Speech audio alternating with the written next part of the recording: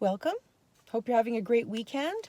It is April 27th, 2025, 3:20 p.m. Atlantic Standard Time.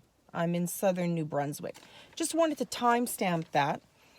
So I'm going to throw in my 2 nickels. I can't throw in my 2 pennies because we don't have pennies in Canada anymore. So my 2 nickels. So I'm the Astro Mimi, and I've been doing Western astrology with Placidus houses, the little 12 slices of the pie that represent different areas of life, for about 42 years, about 5,000 charts. When I sat down to look at possible outcomes for tomorrow's Canadian election, like I said, I'm posting this April 27th, 2025, 3:20 p.m. Atlantic Standard Time. The election is tomorrow here in Canada. I'm in southern New Brunswick. So what I did is I used declinations.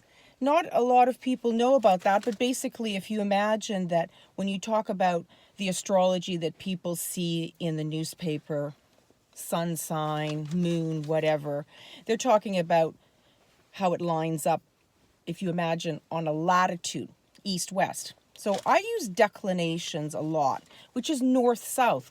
If you imagine everything is in motion, including the Earth going around the sun, all the planets, the asteroids, etc.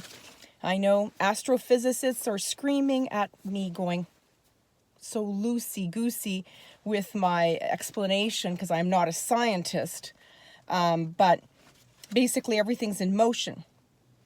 But in the end, an astrology chart is a point in time. So it lines up like this. A point in time, or you could say a point in space, but it's a point in time. And that's what I used in order to talk about what's happening tomorrow.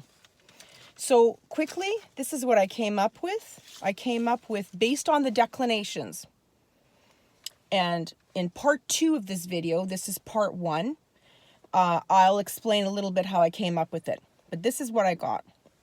I got Mr. Poilievre coming in simply because he had several that indicated a surprise. Mr. Singh will do better than expected. I believe he will still be considered